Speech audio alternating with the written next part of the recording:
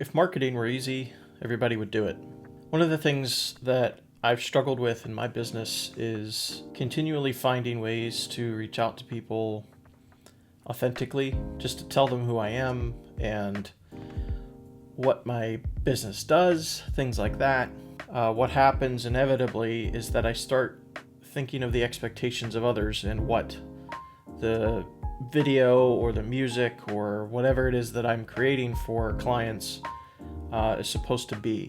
Even right before I recorded this video, I was killing my creative spirit. One of the things that has always driven Casas Media to greater heights, primarily it was me doing the work. Designing a website or creating a video or producing a soundtrack for video or maybe a podcast intro or something like that. Although those things are creative endeavors, when you have clients that are paying you to create those things for them, it can really feel like work.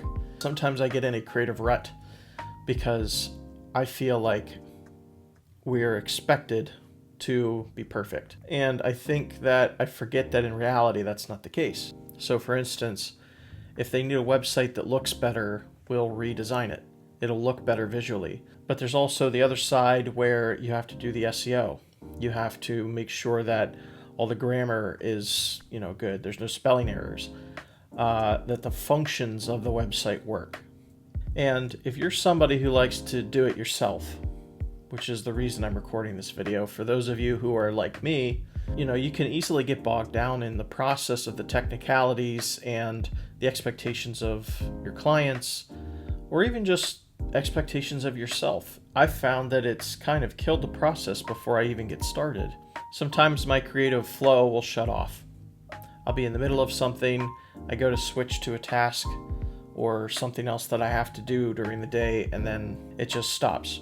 The only thing I can do about that is to get up from my desk, walk outside, maybe read a book, take a nap. I've met artists that they just paint and paint and paint, and they don't know where it comes from. It's just a flow. If one side of your brain is trying to super analyze everything you're doing and then the other side is trying to be creative, the logical side's going to stifle the creativity every time. Sometimes when we're trying to be creative, some interesting things happen, and sometimes things just, appear out of nowhere, but eventually, they come to fruition. I think that's enough